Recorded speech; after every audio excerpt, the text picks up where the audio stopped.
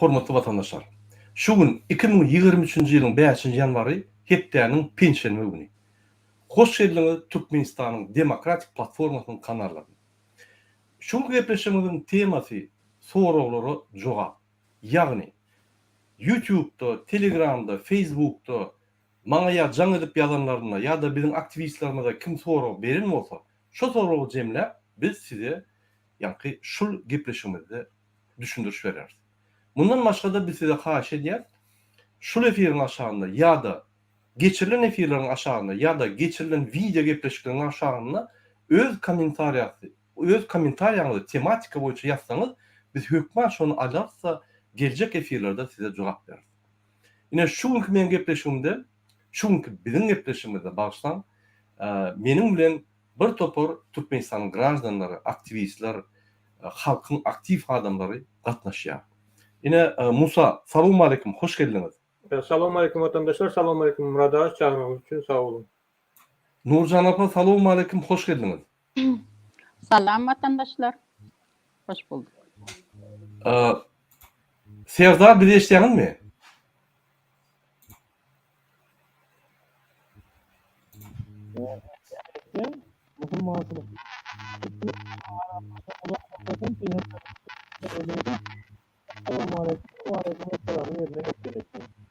Serdar, sesiniz hiç gelen ok, ýa-ni päsel berýär, herkili sesler. Sizde eger mümkinçilik bolsa, ýa-da bir ýere tapyňda şu nauşnyňy aýryp girin, ýa-da bir zat bir usul tapyňda bir sesinizi gowy edin, kyn görmän. Sesiniz hiç eşitilen ok. Hormatly watandaşlar, ine efir başlamaka bir soraga jogap bermäkä men size bir sany anons etjek bolýar. Bildirişler berjek bolýar. Ine birinji bilen Telegram bildirişlerde siziň bilişiňiz ýaly Türkmenistanyň opozisiýa topory DVT Demokratik Vatan Türkmenistan Telegram kanallarına köp işleýär. Esasy biziň aktiv ýa-ni informasiýon görüşlerimiz Telegram kanallarına geçýär. Şoň üçin men size häzir kyn görmeseňiz şu Telegram kanallary görkezeýin. Ünsürin. Ine şu ýerde siz aktivist diýip ýazsaňyz, pardon. Aktivist DVT diýip ýazsaňyz DVT çaýyp çykýar. Ine şu çaýda biziň watandaşlarymyz öz pikirlerini aýdýar. Mysal üçin ine şu ýaly surat goýuldy. Ine şunu her kim öz komentariýasyny ýazýar. Hökman şu ýaly suratda biz senzuramyz bar, ýa-ni söýgmeler, paýşdörler diýmeler, diktatorlara garşy görüşsegem biz özümiz medeniýetli alyp barmaly. Şu ýaly şertler bar. Ine Telegram çatyň şertleri bar. Şoňa ýa-ni käbaçolary biz aktivist çatda goýýar, adamlar görür ýaly. Şoň üçin şol şertler bolsa adminler, şu çağda seýýän adamlar olar size duýduruş berýär, düşündirýär. Şu ýaly şu çağda mysal üçin biz gepleşikler geçirýär we soraw jogaplar ýa-da biz özümiz mysal üçin öz komentariýalaryny berýär. Käbag şunu video gepleşiklerini geçirýär. Şoň üçin siziň hemmäňizi çağırýar, şu ýaly DVT aktivist çatyna gelip Telegramda biziň bilen ýa-ni günden gürleşmäni we öz pikirlerini paýlaşmagy. Esas çatyň maksady adamlaryň jemgyýet ýa-ni ihlasy, jemgyýet isleglerini ýa-ni sazlaşdyrmak, üstürmek we Türkmenistan halkynyň jemgyýetini ýasamak boýunça.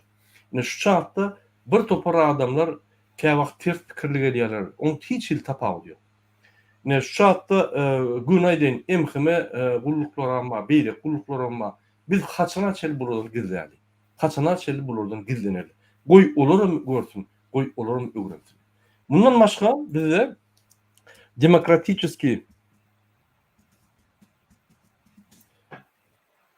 Wybor Türkmenistan diýip kanal bar. Beýleki chat, onu ýazyp bilersiniz, bu kanalda bolsa ine bolup geçýän maglumatlary alyp bilersiniz. Bizde ýürüýte jurnalistler bar. Merkezi Aziya boýunça işleyen, Türkmenistan boýunça işleyen bizim hususy, bizim guramamyzyň jurnalistler var. Ine şolar ýürüýtürleşdirilen makala ýa-da bize gyzykly makala, bizim halkymyza gyzykly makala. Merkezi Aziýa boýunça, Türkmenistan boýunça. Olaň ýani analizleri, olaň makalalaryny hiç ýerde tap bilmersiňiz, gaty gyzykly. Ine şu ýerde mysal üçin İran bilen Russiýanyň birleşmegine nähil baha berilýär ekspertler ýa-da Orta Aziýa İran terroristi bilen birleşik bolýar diýip ýa-da Gazakstana taýýarlyk görüň diýip ýani makalada ýazylýar, şu ýerde suwd edilýär. Inniki urşun boljak meýdançyk Gazakstан diýip ýa-ni orada. Ine Transkaspi bardy, maňa köp soralar berýär. Ine türkmen ýani gazy Türkiýe gelermi, gelmedimi? Şu ýerde jurnalistler professional ýagdaýynda jogap berýär. Bundan başga ýene bir çat var, men size görkezeyim. Безопасность diýilýär. Безопасность.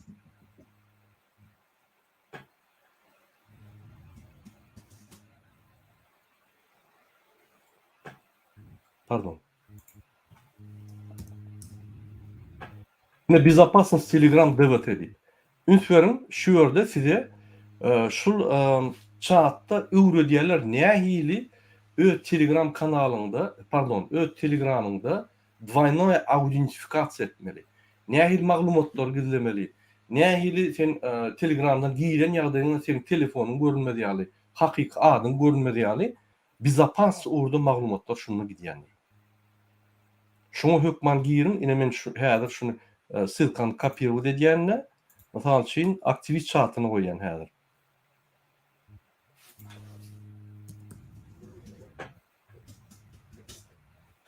Evet, aktivist çatyna goýan şu sylkany ine pardon.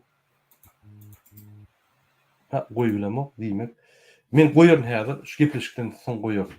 Ýa men açyk efirde şoň üçin goýduranok. Okey. Ine şul birinji berjek maglumatym. İkinci berjek maglumatym bir anekdot görnüşinde men size bir ýani taryhy öwrüňerim. Olany gyýlar efire gelenler bagşlaň bir 10 minut wagtyny aýraýyn, size de gyzykly bor. Türkiýede bizim bir Türkmenistan grajdany şu men şoňdan gürleşdim de bir zady gürrüm berdi bol, men inanmadym. Ine şonuň üçin şu mesele sizin hemmäňiziň ünsüni çekjek, ünsüňizi çekjek bolýar. Ine Türkiýede bizim bir aktivistimize bir tanışy jaň edýär. Gürleşýärler, zady edýär, köp soraw berýär. Durmuş boýunça ýani Türkiýede nähili ýaşamaly boýunça bir topar soraw berýär. Arasynda da ýani bizim aktivistimiz sorýar, sen bir konstitusiýany okap gördüm, o näme diýip sorýar. O nähili? Sen bilemok Türkmenistan konstitusiýasy näme? Ýok, bilemok. Men sana häzir iýberin, oku şu ýerde ýazyly diýipdi. Ýok, Hudaý saklasyn, maňa iýberme. Sebäp onuň aktivistligini bilýär. Iýberme, maňa iýberme, gaýrat etdi diýip ýani näme diýär. Ay sen iýbermesem, häzir men ýani peçat edip öýde goýjak diýär. Gelende okarsyn diýse. Ýok, men öýe barjakka, sen şonu goýsaň, men öýe barjakka diýip ýani çyny bilen aýdýar-da 3 günläp tanışlaryna jaň edip, şol oglun ýani Türkmenistan konstitusiýasyny goýmasyn, men hem Hudaý saklasyň şoňa bagly diýip bir pikir edämedim diýip ýani 3 günläp jaň edip ýürgünde düşýär şol adam. Şol adam maňa aýdýar, Murad aga, ine siz köp saat düşündirýäňiz, iýler şuna bilen okdy. Hakykatdan hem bu bir gülkünç waka ýöne, hormatly watandaşlar, bizim käbir adamlarymyz, Türkiýede işleyen adamlarymyz şonu düşünýär. Gelin şu temany biz häzir gysgaçyk aýdyp geçelim. Bilmeli zat, hemme Türkmenistanda doğulan adam bolsa, ýaşak geçen, ýaşan we ýaşajak adamlar şunu bilmeli. Birinji, döwlet näme? Döwlet 3 zatdan bar. Yer, adamlar we şul yer bilen adamlaryň üstünde bir kanun, şonuň arasyndaky aragatnaşyklary saklar ýaly. Onuň esas kanun diýilýär. Onu da konstitusiýa diýilýär, Türkmenistanyň konstitusiýasy. O diýmek näme? Şul adamlar öz arasynda uruşup, gyrlyşyp, bir-birine sen näde dogry, men näde dogry diýmedi ýaly. Umumy правила поведения, umumy правила ýazylýar. Onu Türkmenistanyň esas kanun, konstitusiýa. Ine şo ýerde her adam näme etmeli? Prezident näme etmeli? Halk maslahat näme etmeli? Türkmenistan her gradyn näme etmeli diýse, ine şo ýerde ýazyl. Şoňa deň gelmedik beýleki kanunlar, şondan gelip çykan kanunlar eger şoňa deň gelmese, şoň ýazylan zatlara güdük gelse, ýani ters gelse, şo kanunlar işlemeliler Türkmenistanda. Avtomatik ýagdaýyna ýatyrylmaly. Mysal üçin prezident bir kanun çykarýar. Türkmenistanyň halkyna wiza girilmeli. Ya da aýal maşgala ine şunu etmeli. Ol Türkmenistanyň konstitusiýasyna deň gelenok derrew ýatyrylmaly. Adalet ministrligi böküp çykmaly, meclis böküp çykmaly we derrew prezidentin aýdan zatlaryny halka ýetirip ýatyrmaly. Gynansak da Türkmenistanyna 3 tane dürli hökümet şahalary bolman soň bir adam hemme zatlary eline ataly ogul alan soň bu zatlar bolup geçer. Şoň üçin adaletlik ýok. Indi gaýdyp gelelim konstitusiýa. Konstitusiýa diýen sözi näçe bilmeli. Hemme döwletlerde konstitusiýa bar. Diňe Türkmenistanda da.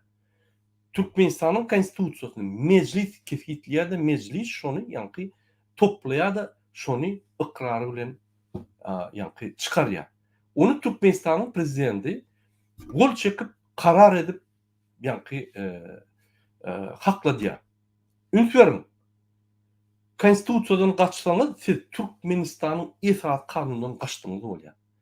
Türkmenistanyň esas kanuny ine elimde pasport bolsa da şo konstitusiýanyň bir bölegi, konstitusiýada ýazyly. Türkmenistanyň raýaty boljak bolsaň elimde pasport bolmaly. Diýmek, sen Türkmenistanyň kanunlaryna deň gelýän zady ondan gaçyp kanunyna deň gelmeýän zady çümük diýen. Şoň üçin konstitusiýa bir gelmeli. Bizim devlet toparynyň esasy berjek mesajy biz hemmemiz nelegal gara yerlerden çykyp aramyzy konstitusiýa bilen baglaşdyryp şol esas kanunça ýürümeli diýip biz haýyş edýär. Onu bizim durmuşymyz adalatly, anyk bolýar. Mysal üçin sen maşin sürüp durursun köçede. Köçe düzgünü bar. Köçe düzgünü sen unutsaň, aýyrsaň, gizlenip ýörseň, maşin sürseň, onda köçeler bardak bolar. Sen bir ýerini awary etseň, kim pravdan näme suwd etjek ony? Sebäbi sen düzgünü bilen ok, düzgünü üns beren ok. Beýle kam şonu eden ok. Ondan kim praw, kim näme? Gelip polis çözmeli. Polise kim beýaşmak berse şo bolýar. Ine şu zatlar bolmaly ýaly. Türkmenistanyň içinde konstitusiýa bar.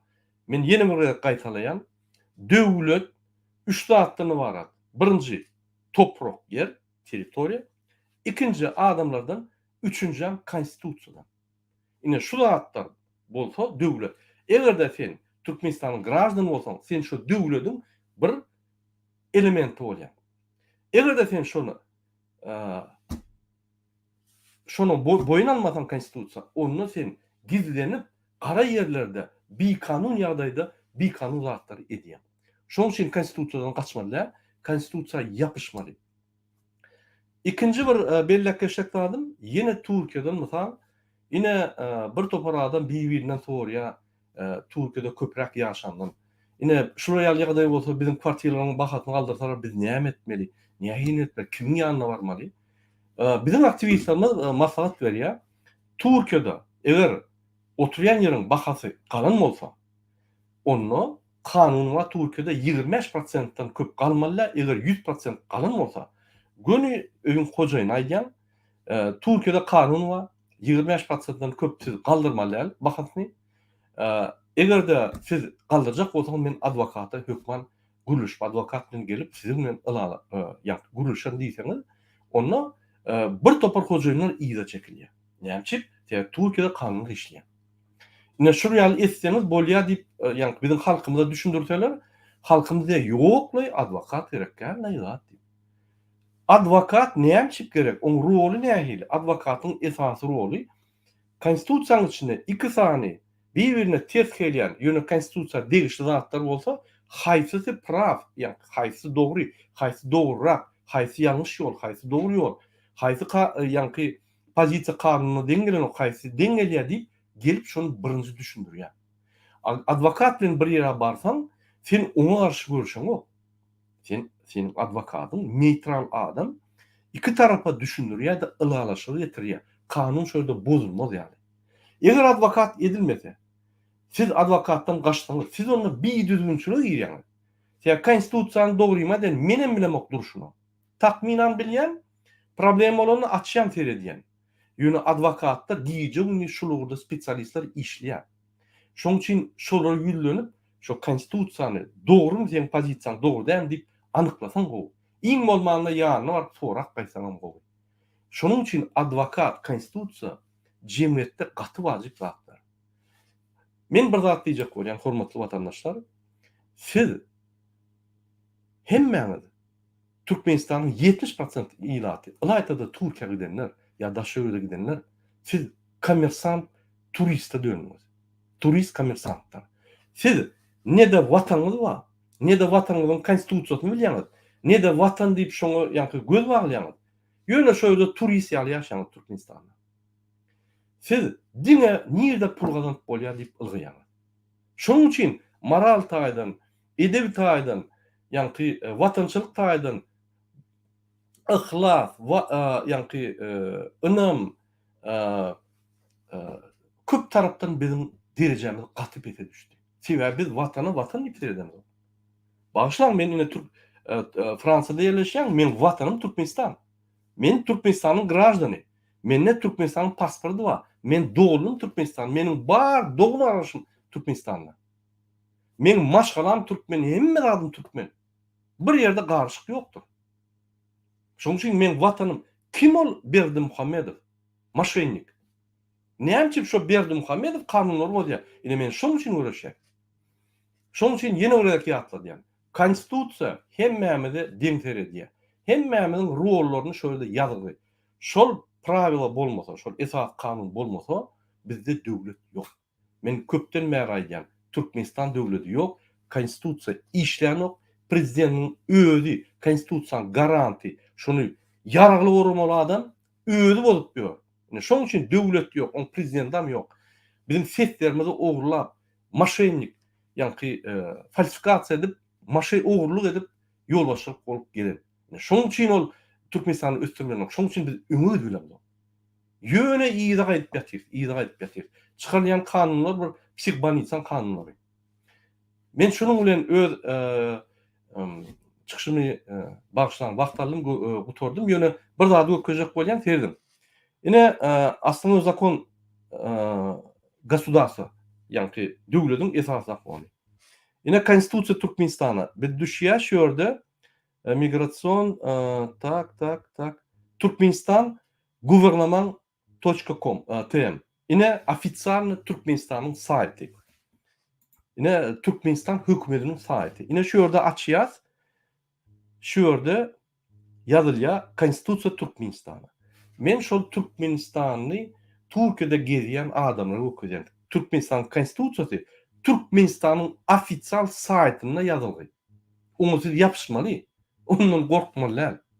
Ine şu ýerde 3-nji paragrafa tersek, суверенитет Туркменистана осуществляется народом. Народ является единственным источником государственной власти. Народ Туркменистана осуществляет свою власть непосредственно или через представительные органы.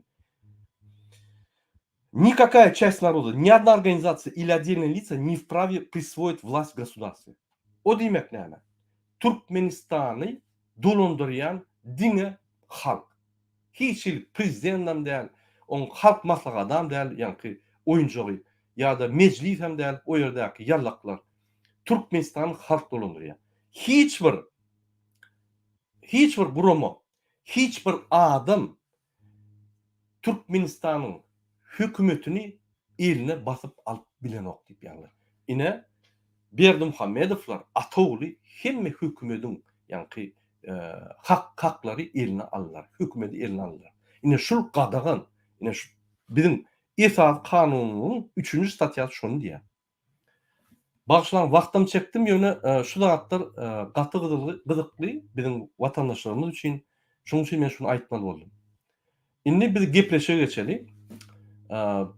Siz men ýanky aýdanyň boýunça Nursan apa, Türkmenistanlar konstitusiýadan gaçýarlar bilmän.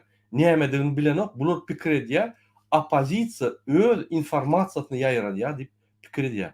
Şol ýaly adam bardyr diýip pikir edýärdiňizmi siz? Простите, вопрос можно взять?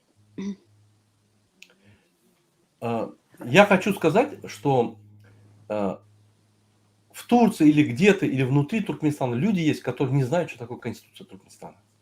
И когда один активист говорит, ты знаешь Конституцию, и передает ему значит, информацию о Конституции, саму Конституцию или что-то, он убегает от этой информации, думая, что это мы, оппозиция, пишем свои оппозиционные какую-то информацию, даем. Ну, как бы от этой информации у него могут быть проблемы. Они так думают. Как вы думаете, такие люди еще в Туркменистане есть? Или вот это единичный случай? Да, конечно, сплошь и рядом. Они просто даже не знают, что Конституцию надо читать, изучать. И Конституция у нас как букварь, в букваре как буква А. И мы обязательно должны это знать. И, ну, в общем, так. Okey. Musa, inni size de soru vereyim şunu. Sen ne fikir ediyorsun? Şuraya men bir misal getirdim. Bizim cemiyetimizin derecesi gatyp ýes. Şoň üçin moral taýdan bozuk adamlar, ya moral taýdan bozuk häsiýetler häzir öňe çykdy. Ýani sen arasda bolmak, ýani paýkasly bolmak bir moda däl boldy. Ya bir näme diýsem kan, bir az meşmerde adamlar şolar ýaly bolup galdylar. Galanlary moral taýdan bozuk ýa-da paýkas taýdan bozuk adamlar köpeldi. Näme pikir diýen bizim jemgyýetimiziň içinde şurýaly konstitusiýany bilmeýän adamlar barmyka ýene-de ýa-da ýeketek ýa-ni şurýaly suwçum şol. Ýeketek bel gynansak-da o köpçüliklerin fenomen. Şoň üçin şeýle ýagdaýa gelýär.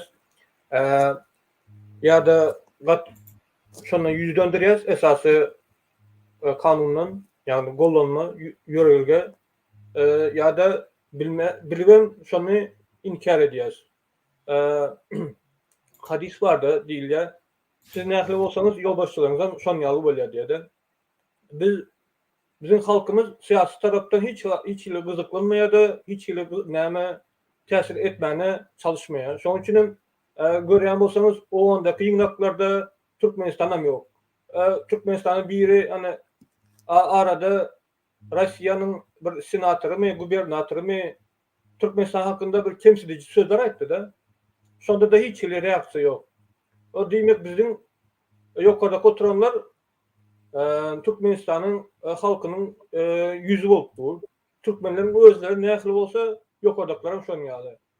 Konstitusiýa inkar edilýär, ýokardaklaryň inkar edýär. Ol logiki gelýär, dengelýär şol. Gaty köp. Ýöne ýuwaş-ýuwaş konstitusiýa näme diýeni düşündirsen, konstitusiýa näme üçin gerekdigini düşündirsen, adamlar, düşünjeli adamlar näme gözler açylar, pikirlenip başlar we talap edip başlar. Dogry. Dogry. Inni biz ýene-de öz temamyza gaýdyp geleli azatlyk we erkinlik türkmenlere gerekmi gerek ýani. Ine men şul soňky günde bir iki ýyllyk çykyş etdim. Esasy fundamental türkmenler üçin fundamental azatlyk we erkinlik. Şonu bizde 90-njy ýylda Niýazow entek döwlet dölemeke owrady. Halk entek ýani Sowet Soýuzyna gelip berdi. Entek Türkmenski SSR wady. Ol entek ýani 70 ýyllar Sowet politikanyň arkasyna gelip berke Niýazow öňe seredip eýýän prezident ýani geljek döwletiň ýol boşulyk wezipetini ýeketek, ýeke öýrli kandidatly saýlawly geçirip owrady. Onan pripiska edip 99% aldy. Men ine şu wagtlar Türkmenistanyň içinde.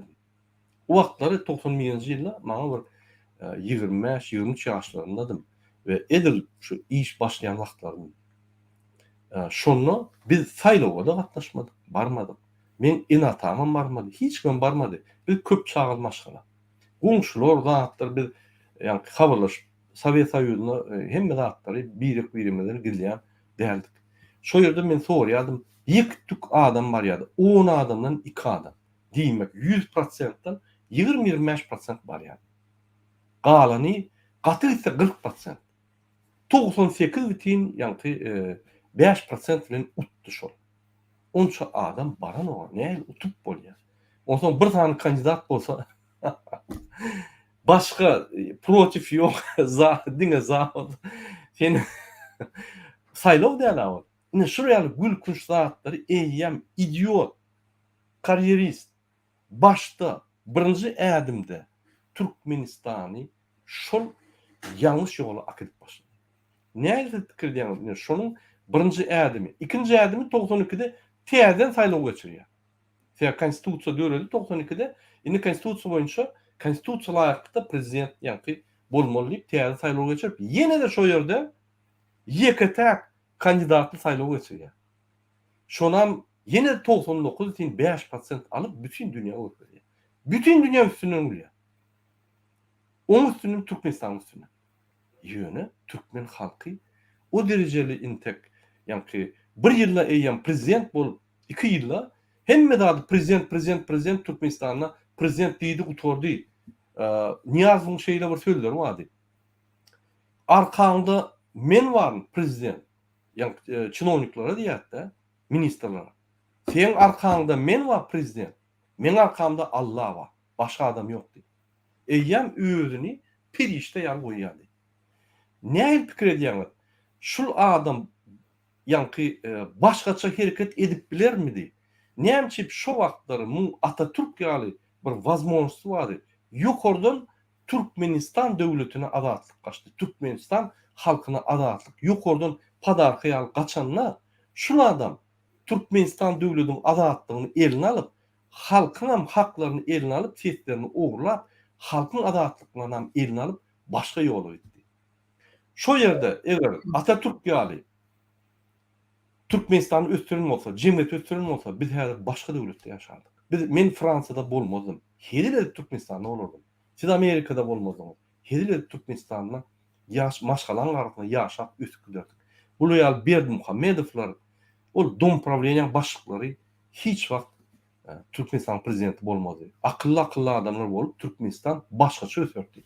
Sen näme pikir edýäňiz? Şu mesele boýunça. Indi seredin bir näçe soralar diýip geçdiňizde konstitusiýa diýip, konstitusiýa diýmek manysy näme ulalaşyk? Ýagny halk bilen ýokardaky dolandyrýan adamlaryň arasyndaky halk döwlet östürmek üçin ulalaşyk kanun. Eger de taryhy seyretsek, ol konstitusiýanyň maddalary gan bilen ýazylan, emma ol gan bilen ýazylan adam halk Fransada rewolýusiýa ýa-da Amerika rewolýusiýasynyň esasında şol akıllı adamlar üýüşüp şo gelecekde ýangyşlyklar gaýtalmazlygy üçin we halky öňe alyp barmak üçin ýazylan maddalardyr da. 90-njy ýyllarda şol göçürilip Türkmenistana berildi de Türkmenler şol wagtda ýuriste bolandyr. Emma Türkmenlerde öňe konstitusiýa bardyr. 1924-nji ýylda SSR'ň konstitusiýasy berýär. O ýerde de haklar ýazylýar. O ýerde erkinlik diýip ýazylýar, emma 30-njy ýyllarda, 20-nji ýyllarda, 30-njy ýyllarda SSR'ň bütün 70 ýyl dowamında da şo terror ulanylýardy, adamlar izarlanýardy, özüne garap, özüne garap adamları erkinlikde mahkum edýärdi, jandan katledýärdi. Şonuň üçin konstitusiýa diýen zat SSR döwründe de ýokdy. O bu soýaly miras bilen gelip başdan sesiniz da gelýär. Yo aýdyn. Ondan 30-njy 40-njy ýylda 35-nji ýylda me täze ütkedilýär konstitusiýa. 70-nji ýylda ýene ütkedilýär. Onuň üçin konstitusiýanyň manysy ýa-da SSR döwründe. Şonuň üçin SSR'ň halky konstitusiýa bilen kerek eden halk därdi. Ýokardaky näme diýýän bolsa, şonu kabul edip, şoňa göre kerek edýärler. Türkmenlerim garaşlygyny alandan soň, garaşlyk berilenden soň şoňa miras däp bolşy boýunça şoň ýaly dowam etdiler. Ondan Niýaz meselesi, Niýaz bilen Atatürk'ü deňeşleri adam dädi. Atatürk uruşda bişişip, siyasi debatlara gatnaşyp, mert adam, hakyky progressiv adam. Niýaz diýen o adam, ol Sovet mentalitetli bir adam, Partiýanyň funksioner de ýokardaky näme diýse özüniň bähbidini gözleýän adam, özüniň moral tarapdan bozuklugyny görkezýän adam, o da ýeki özü ogurlanyp, onuň gapdandaky şol wagty häkimetde kim oturan bolsa, mecliste köpçülikden goldan adamlar. Olar kömek etdiler şol häkimeti basalmany, häkimete getirmäni, şol ýaly diktatorlar döretmäni hem kollektivleýin jogapkärçilik bolarlar. Diňe Niyaz gal näme tankytlamak ýalňyş da. Şol Niyaz we onu goldan adamlar Sovet Soýuzynyň çykan adamlar. Sovet Soýuzynyň önümi. Onun şonuň üçin düşen büyük götür bizim öz tarihimize doğru baka vermeli. Nerede yanlışlık koyuldu. Şonu doğru baka verilen son doğru təzədən demokratik hukuk adalatlı dövlet kurup bolar diýip pikir edýärdim. Dogry. Dogry ýaklaşdyňyz. Dogrudan Sovet Soýuzy wagtynda hökümetiň ýolbaşçylary proletariydi, ýani raboçylar, halktan çykan adamlar. Ýöne ine häzirki wagtlarda kim döwlet ýolbaşçylary, öňkü partokratlar, korrupsioner, olaryň halk bilen swaz ýogyny. Olar diňe halka basyş edip, şu swaz bir taraply monolog hökmünde gurnaýarlar. Häzirki mysal üçin Berdimuhamedowlar, bular Türkmenistanda zavodlarda işläp galan adamlar däl, öňkü Sovet Soýuzynyň ýaly. Men diýjek bolýanlarym men Sovet Soýuzyny ömemok. Hatda şu derecede pesdir, şondan pes häzirki, ýani ýolbaşçylaryň derejeleri. Kim tanış bolsa, korrupsiýa bolsa, ine Berdimuhamedow diňe korrupsiýanyň üstüne galdy. Ýanyna adamlaryň Türkmenistan hökümeti basyp aldy we şolary öldürip goýdy. Niyazow Türkmenistanyň hökümeti basyp aldy, Jadan Hramow, Umnov bilen. Ýanyna türkmenlerini getirip men size ynanýan her ministr alanda men gowul ýan sebäbi bir topar ministr men dostlarym boldy. Ýani işteş, öňkü işteşen ýoldaşlarym jemgyýet guramalarda ýa-da klassdaşlarym ýa-da sport edenler ýa-da bir topar jemgyýet işleri edenler men olar bilen gatnaşýardym. Ondan şolardan soraýardym, näme siz bu ýerde işleýän? Bu işler ýaly ýerde diýsem, ay biz ine döler, ine beyder diýip ýani aýdýardylar. Ine şolar diýär, Niyazow çagranna aýdýar. Seniň arkaňda men nurum, menden soň Hudaý dur. Hiç kimi dinleme, diňe men dinleýär. Ikinji, maňa wepalygyň seni görkezmeli. Ine şol iki tipde adam saýlaýar. Eýýäm ýokary baş gelýän ýani adamlar şu tipde gelýär. Şoň üçin Sovet Soýuzyna näme bolýardy? Sovet Soýuzyna sen işçi bolup, ýani ýygnaklara gatnaşyp, o ýerde pikirini aýdyp, seni östürüp şeýle galýardym. Bu ýerde häzirki döwürde ýani täze Türkmenistany orýanlat bolmaly. Diýmek 32 ýyldan bäri emeli gelen, 30 ýyldan bäri emeli gelen täze Türkmenistan ýalňyş ýolda barýar. Hökümet guruluş ýoly ýalňyş. Siyasi sistemasy dogry ýalňyş. Halka garşy. Ine biz şu temalary çeýnäp berýär halkymda şonu düşündirmek üçin. Mümkin Ynanyň Berdimuhamedow bolmasa, Bäşimow bolsun, Gurbanow bolsun, beýle kol tapagy ýok. Sistema näde dogry? Ine biz şonu düşündirjek bolýar. Şu gün Berdimuhamedow oturýarmy? Şonu saklap, halky sen diýmek şoň edýän iş näde dogry? Biz şonu düşündirjek bolýar. Ay biz olar bilýär diýseniz, onda ýalyn häzir näme bilýäňiz? Şonuň edýän zatlarynyň haýsy urda näme ýalňyş edýänini düşündirin. Düşünüp bilmersiňiz. Umum bilýäňiz, umum sözleri. Biz anyk bilmeli hemme abi. Şoň üçin biz detallap berýär. Inlik tema başga tematyny açar. Şoýda detallar. Sizin bazywy düşünjäňiz, ýani fundamental düşünjäňiz anyk bolmaly. Şoň üçin biz berýär şu zatlar. Anyk jemgyýet düşünjäňiz bolmasa, onun üstüne hiç tak gurup bolmaz. Şoň üçin fundamentyňyz, köküňiz güýçlü bolmasa, bolanok. Şoň üçin biz çeýnäp berýär. Käbir aýdýar, şu gurda gaýtalýar. Dürlü. Ünsüren başlan Musa sözüňizi berdim. Kur'an-ı Kerim'de aýdylýar da gaýtalamakda bähbit bardyr diýýärdi. Gaýtalap durmaly. Sebäbi bu problemi bir günde dören problemi de bir aýdam bilen aýrylyp gider ýaly. izgiler dowamly düşündirmeli adamları. Siz bir adam eşitler bu ýerde ikinji başga günü 2-3 adam eşitler. Şoň bilen aýrylýar. Men goşjak zadym SSR'de hava adyşyňyz ýaly bardy. Bir belli bir derecede ukybyňa seredip ýokara galdyrmak. Emma sistemany tankitleýän adamlar hiç wagtdan galdyrlanok. Şol partiýa KPSS ýokarda oturan adamlar özüne başlygy loýal bolsaň, nähili bepalyny görkezseň, onda ýokary çykýardyň. Şol garaşlyk 30 ýylyň dowamında bu praktika hasam ululdy. Niýasyň gelmegine ýeni bir sebäp boldy. Bizde Türkmenistanda tribalizm, klan problemasy bardy. Onuň ýasypym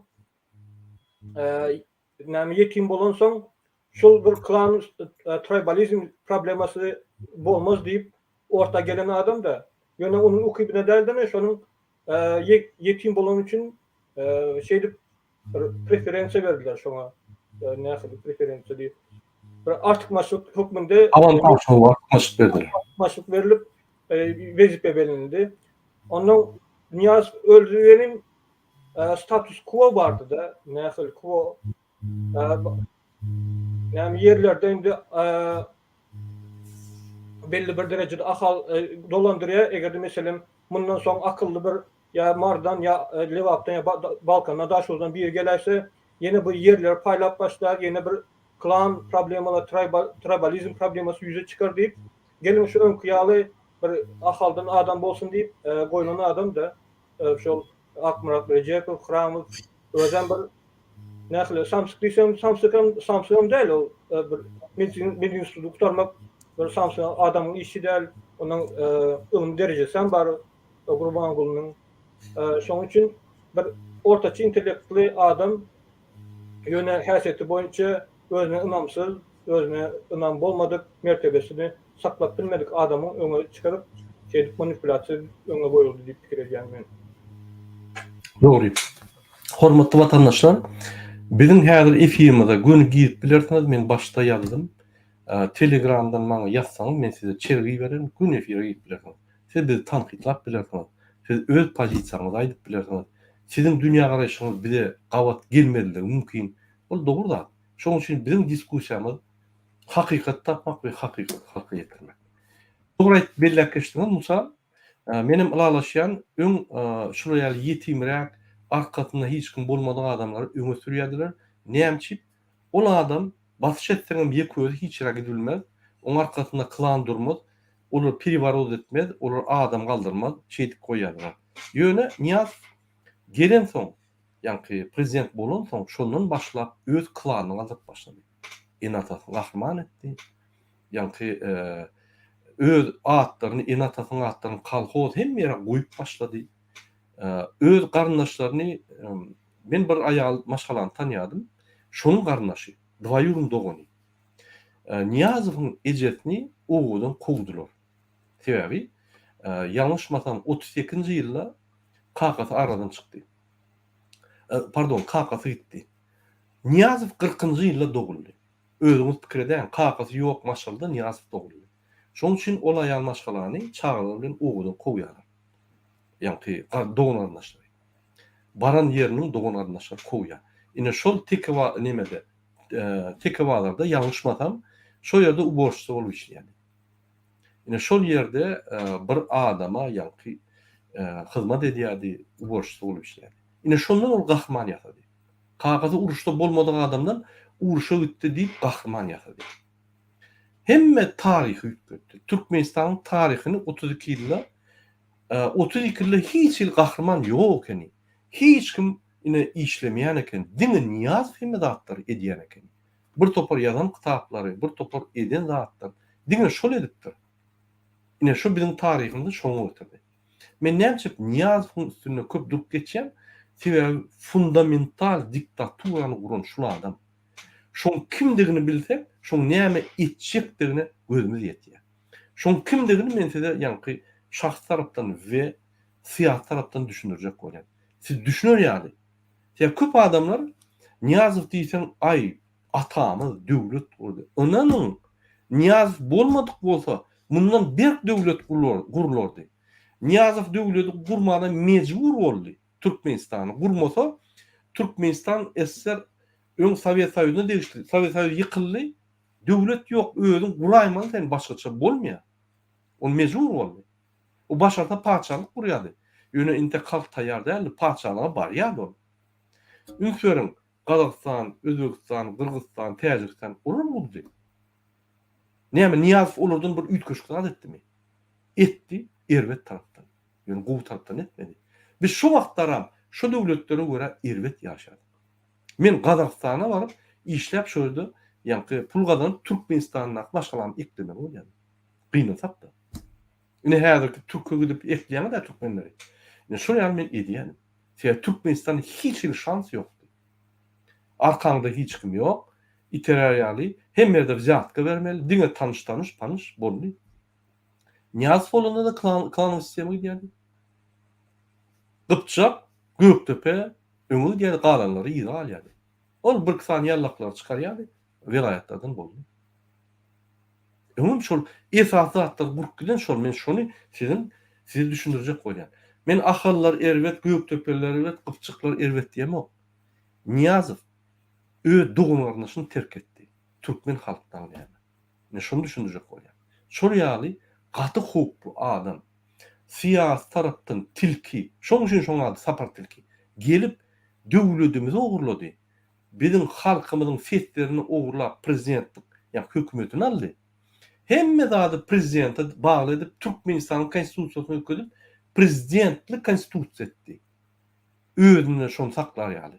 Soňam Türkmenleriň haklaryny ýedi. Hemmetiň haklaryny.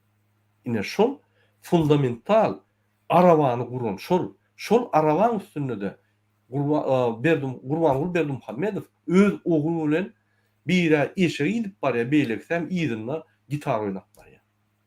Şol Erwet ýoluna gidip durar. Men ine şol size şu zatlary gowy kelleňizde urnaşar ýaly düşünýär. Egerde şu zatlary ýalan bolsa da sizin internetden men beren maglumatlaryň ofitsialna diýene bir kellemden alamak şu zatlary. Görün işten zadymy, okan zadymy aýdýar. Käbir adamlar diýär, "Ay ýalan bu zatlar." İtlendik maglumatlary siz barlap bilersiňiz öz internetde. Siz jemgyýete goşulmasaňyz, siz jemgyýet bilen jemgyýet bilimleri, konstitusiýa, döwletiň ýa-ni prawilalaryny bilmeseňiz, siz köçede maşin türüp ýörseňiz, köçe düzgünden bileňiz. Siz eýýän köçe düzgün bolýan adam. Siz diňe garankylarda sürýäňiz, ýa-ni käwagt adamlar gaýyp paýwat bolsa o köçelerden türüp geçýär. Siz bilýär, saklasa hiç ady bilen ok. Naruşenýalar bar. Men size her wagt aýdýan, garadan ağa çykyp, akdy işleň ofitsialna. Hemmeler ofitsialny işlemeli. Hökümet bize hyzmat etmeli. Bizim hem mümkinçiliklerimiz we haklarymyz hökümet işgärinden uly bolmaly. Olur bize hyzmat etmeli. Men şol zatlary size düşündirjek bolýan, bütün adat döwletlerinde şol ýaly. Musa ine şaýat Amerikada, men şaýat Ýewropada şol ýaly. Siz näme pikir edýäňiz Musa? Doğru, meni olaşýan. Ine şu ýaly internetten gelen soralar bar, şoňa biz geçelim, kyn bolmadan. Ýekejemi Soralar. Aýdym. Benim bir sora goşjakdym da. Aýdym. Geçen sapar efirinde em diýip vatandaşdan sora gelipdir. Hazır başlan. Haýsy halk diktatura ýakyn diýip sora berildi Murad aga. Haýsy halk diktatura ýakyn? Özüňiz jogap berýärdi ýa? Hayır yok, benim cevap verecek yöne siz merak ediyorsunuz. Benim pikirimçe hiç haýsy halk diktatura ýakynlar ýöne halkyň bilim derejesi, ýagny ösüş derejesi, ýagny jemgyýet derejesi näçe pes bolsa, şol halk has ýakyn diktatura. Ine Merkez Aziýany alsak, Gazakstanyň derejesi, bilim derejesi, jemgyýet derejesi ýokarrak Türkmenistanda. O ýerde de diktatura bar. Ýöne dürli diktatura. Türkmenistanyň diktaturasy gaty güýçli. Gazakstanyň gaty oşak. Gazakstanyň halkynyň granitsalaryny ýapdylarmy? Ýok. Şuryaly samolyotlar ýapdylarmy bizimki ýaly? Ýok. Wiza girdilermi? Ýok. Gazakstanyň bir zat üýtgetjek bolýa halky böküp çykýar. Bizde o zatlar ýok. Ine şoň üçin ol bilime bagly dünýä garaşyna. Egerde sen konstitusiýadan gorkup kirlenip ýörseň, egerde sen Türkmenistan esas kanunundan şol men kellem çalışar, ol opozisiýa bolan diýip gezip ýörseň, näçe senin ýagdaýyň gowlaşdy? Kim sen hakyny gorasyn? Gurbanowmy? Başar bilmez. Musamy? Başar bilmez. Hökümetmi? Gaýtyp tersin eder. Prezidentmi? Egerde prezident bandit bolsa, gaýdyp seni ýa şu hakyny almaz ýaly ömürlük eder. Şoň üçin sen konstitusiýany öwrenmeli. Konstitusiýanyň içinde esas maddalar ýapyşmaly we subutlarda hem ýerde talap etmeli. Ine şonno sen diktaturany hiç wagt getirmeýän. Şoň üçin halk diktaturany özü hem ýa-ni ırzaçylyk berýär we özü aýryp bilýär. Ine biz şonu finansiýal halka düşündirip şonu halk şu diktaturany aýryp halkyň hökümeti bolsun. Halkyň höküm sürsün, halk höküm sürsün döwletde diýip ine şoňa görüşär. Näme şeýle düşünýär? Ýa doğru, näme rasyonal tarapdan, men metafizik tarapdan düşündirjek jogap bereyim. Aristotelyň teoriýasy boýunça halklarda krizis, revolýusiýa, şoňal diktaturany döremeğine sebäp bolan zat halkyň arasynda söýgi diýen zat diýdi. Söýgüniň esasy zady düýbi rehimlilikde durýandyr. Şo adamlarda bir-birine rehimlilik, doganlyk garaýyş ýitse, şol ýerde krizis döreýär. Onuň üns berýän bolsaňyz, Türkmenistanda itler, pişikleri urup öldürýändirler o adamlaryň göz öňünde. Şol rehimsizligiň bir alamaty da adamlarda zat bar, şoň ýaly rehimsizlik bar. Onuň polisiýa düşýär, polisiýa da senden bir zat üçek bolýar. Tow üçek ýa tönýal üçýärler, ondan zat edýärler. Bir balnitsa barýan, hastahana barýan, senden bir dogan hökmünde seretmeýärler, yani istoçnik näme pulun çeşmesini hökmünde seretýärler. Şoň üçin diktatura emele gelýändir.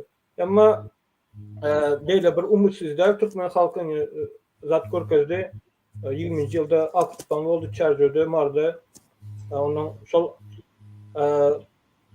ağır güne düşen vatandaşlarına Daşozdan, Ahaldan adamlar toplanışıp bir kömek etjek bolup pul ýerler, iýiçki ýerler.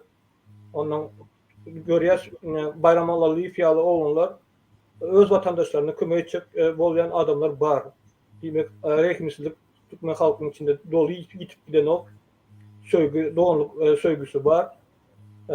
Umyt barlyk diýip pikir edýän. Amerikada Philadelphia diýip şäher bar da.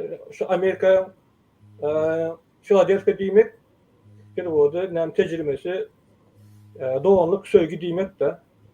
Şu Amerika gelen migrantlar başta ilki bir-birine uruşup, bir-birinin öýlerini ýakyp, ondan şurada halk kösenip adamlarda duýgu döresin, doganlyk duýgu döresin diýip şäherleriň atlaryna şeýlere at berýärler. Näme bir-birine meclis gurar ýaly, hemmemiz bir ýerde oturup gepleşip fikirlaşar ýaly ýerler gurýarlar. Şeýdip bir doganlyk duýgularyny döredip, ondan 17-nji asyr, 18-nji asyryň ortasynda ýa revolýusiýa, garaşsyzlyk ideýalar döreýär. Ondan şol wagt iň güýçli döwlet, imperiýa Britaniýa garşy uruşýarlar. Ondan özüniň güýji ýetmedik wagtynda ondan Fransa kömek alyp, ondan şeýdip uruşda ýeňiş gazanyp öz garaşsyzlygyny alýarlar. Diýmek şol adamlarda ýylatyň halkyň içinde rehimlik en esasy komponentdir. Şol bolmasa halk krizise düşýär, diktatura düşýär, revolýusiýalara eltýärler. Doğru. Doğru belek geçtiğimiz Philadelphia 6-njy şäher Amerikada. Şol Philadelphia'nın istoriýasy, Amerikanyň istoriýasyna gaty bagly. Men öz voyajymda, soňky voyajymda bark gaýtdym şo şähere we şo şäheriň ýolbaşçynyň biri bilen hatda çörüýdik, gürleşdik, pikir alışdyk. Dogrudan Filadelfia, Amerikanyň taryhyna uly wakalar geçirilip, ýani Filadelfia gowy izganlar, dogry elek işte. Vatandaşlar, ine şu ýerde bir ýerde Bispedal Türkmenistanyň wtaroy kurs talip gyzy, on meşhur basdylar, ýatçysyny Pivet Johnny Gujoklany üçin konsertde. Ine şu gyz men bir videosunu gördüm, maňa görkezýärler. Ýa-ma aktivistler köpüý görýär video. Hemmetine görüp geçýär. Şo ýerde şo gyz öňe çykyp, onu gujoklap, ýani sahna çykan üçin şuny ýatçylygyny on meşhur basdylar. Nämemiş edebi taýdan bir topar moral nemeler bozan üçin. Ol ýaly köçede moral taýdan bozukçylyk edýän gyýlar tutman, bu ýani konsertde ofitsial eten çykyp edýän hökman gujoklamalar ýöne öz ýani duýgularyny bildirip bilýän ýa sağ işlerinde bir duygu alýar. Onun bir duygu azatlygy mümkin ol çenden geçenler ýöne 15 sutka basar ýaly we atçyslygyny eder ýaly. Hatda on kakasy men eşitişime göre bilemokmy çynmy ýalan. Vice-premier onu şowny işden aýypdyrlar. Ünsörüm. Kaçan eden Türkmenistanda bir informasyonly повестка dünýäde şoňa çykan ýagdaýynda seni günü ýankystyrad edýärler. Günü seni ýitirýärler. Informasyonly повестка bolanda şuňky tema, erteki tema, düňkü tema Türkmenistanda diňe Berdimuhammedowlar we şolar bilen, şolar öwmek bilen bagly informasiýa bolmaly. Başga informasiýa bular ýetirtmeýär. Şoň üçin azat medeniýet ýok, azat kanallar ýok, telekanallar, azat internet ýok. Köp ýani bizim azat informasiýalarymyzy bular gysýarlar. Sen näme şu gyzyň eden hereketine dogrudan hökümet şuraya baha vermeli. 15 sutka atçyslygyny kakatyn derib işden aýdylar. Ýok, gaty ýalňyş ýani gaýda aýdymda rehimlik bilen seretmeli. Her kanun adalatly we rehimdarlygyň esasynda bazir edýär, esaslanýar. Egerde eden işinde jemgyýetde ziýan getirmedik bolsa, onda şol rehimdarlyk tarapynda seredip günäşini bagyşlamaly. Egerde şol edýän jenaýatynda birini şikayet etiren bolsa, ýa-da jemgyýete şikayet etiren bolsa, onda özüň dolar ýaly, ýa-da şol jemgyýete hop salýan bolsa, onda azatlykdan belli wagtda çäklendirmeli. We ýaş gyz diňe duýgusyny hawa bir çäkden çykyp prinsiplerden, edebi prinsiplerden çäkden çykan ýöne on ýaly çäre görmek, onun öz ata-enesi bardy, ýaşyny ýeten bolsa, 18 ýaşyna ýeten bolsa, onda onun öz aýratyn vicdanyna goýulýar. Gaty rehimsizlik bilen seredilýär, şoňa işler Doğru. Şoň üçin şoňa diktatura diýilýär.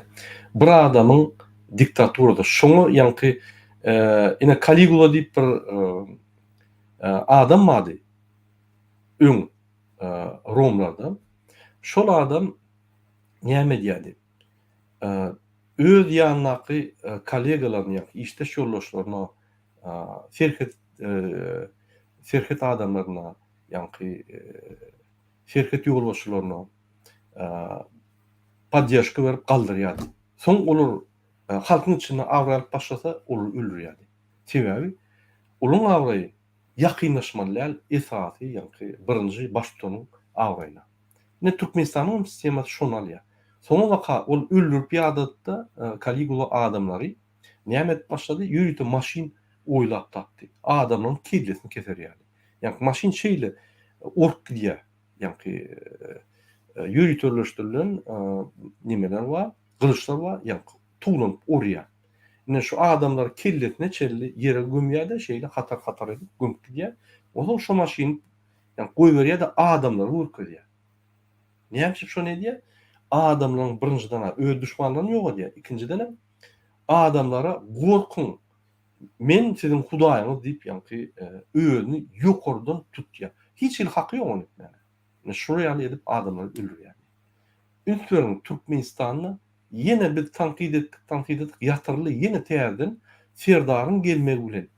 Yine de halkymyzy telewizionyna çykaryp, kicikler üçin mertebesini, ruhuny bozup, ýanky gaýdyp şuraya halk orta çyk bilmez ýaly maskara edip başladylar. Ol awe biletler satýan korrupsiýonlar. Olar telewizionyna çykarýaly. Näme etdiler? Onun ýanky eden jenasy elementarny jena. Onu elementarny kiçik, orta, merkez däl, orta, ýanky etrap kadetde çözüp bolýar-da olary çägip bolýar. Onu telewiziona çykarmak üçin näme gerek? Olaryň mertebesi bazar. Ýene şu sistemi galyp başlady, Kalibran sistemi. Ne biz şonu duýdurýar, biz näme şu datlary öňünden aýdýar? Sebäbi biz şu datlary, mundan agyr datlary getirip bilýänini öňünden aýdyp, şoň öňüne aljak bolýar. Şoň üçin aýdýar halkymyza. Bu adamlar, öňde adamlary, öňe gidýän adamlar öňe çykaryp, olar telewizionyada bulyň näýil öňe gidişlerini öwrener ýaly adamlara düşündirmän, gaýtyp diňe repressiýa datlary görkezýär.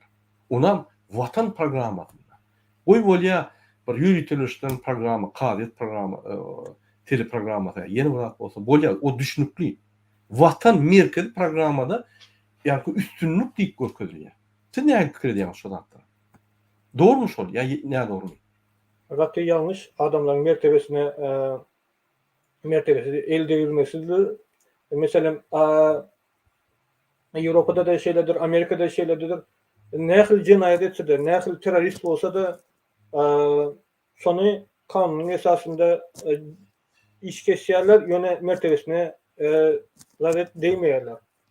Nähil cinayet etse de. Bizde küçük bir cinayet üçün mertebesini kemsidip adamın moral tarapdan pes edip kemsidip şonu onun adam psikolojik tarapdan özüne nähili basılsa şonu gaýdyp kellesini götürmeýärdi hiç ýerde. Ve bilmedim kim texnokat, Xramp mı, Jadanow mı şonu ýaly bir ilginç sisteme döredipdir de adamlarda ahlak tarapdan onun bozuk bolýarlar. Şol näme içinden başlayan adamlar, mertebesi başlayan adamlar ondan hiç kalmasa o şol moral taraftan bozuk bolýarlar. Ondan olar cinayete ýykyn bolýar şol ýaly. Men bir 2016-njy ýylda men şol Gurbanguly özüniň doğulan gününe gül berdirdi de, gül destelerini hatar. Soňunda ondan ofisierler gül berip başladylar. Dize çöküp. Men bir doğanım ofisierdi. Ýok oldu. Baky şol ofisier chest mundira, chest ofisier diýen zat bar da ofisierlerde. Gynan bir beýenýärler de buýsanýarlar olur. Halkyma watan bol näme goraýan, halkyma gullugy edýän diýip beýen şonýaly dostoýnstvo bilen göterýärdi. Ofisier mundirini giýendi, formasyny. Ve Gurbanguly şer düzetdi diýelim. Ofisierleriň mertebesini, ahlakyny basyp ýatyrýar. Ondan watany gorajak adamlarym, ahlakly, has ahlakly gorajak adamlarym, şu ofisierler, intellektual adamlar, dindar adamlarlar. Şol ünsüren bolsaňyz Türkmenistanda şol adamlar izarlanýandyr. Birinji näme oçurtdy. Dindar adamlar, intellektuallar, ondan şol pagon götüren adamlar.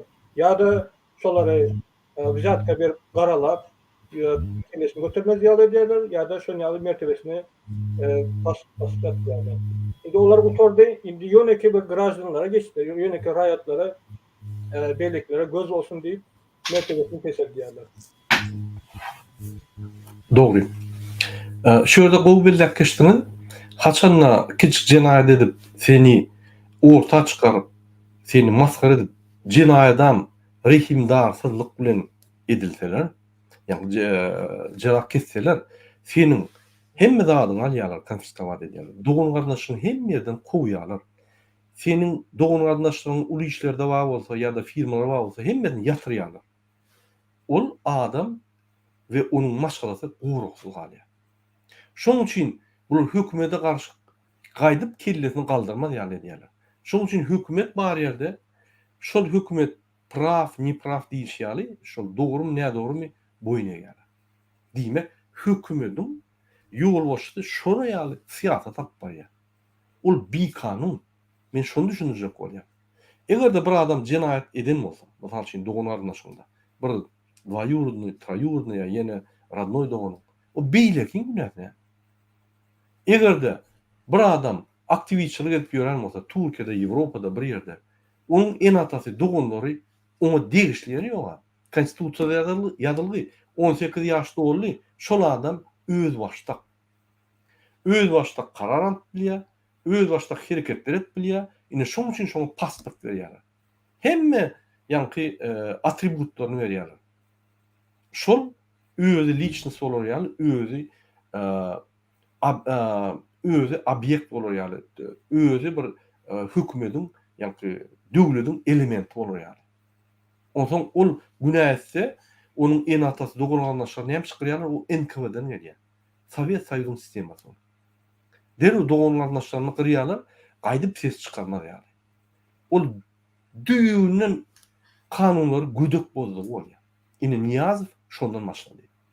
Niýazowyň eden şeýle bir jenaýatlar köp, aýtsaň aýdy bermeli.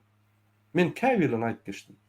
Ýöne gynansak da bizim halkymyzyň bir böleginde Niýazow döwlet dörediji bir atamy, Atatürk ýaly diňýär.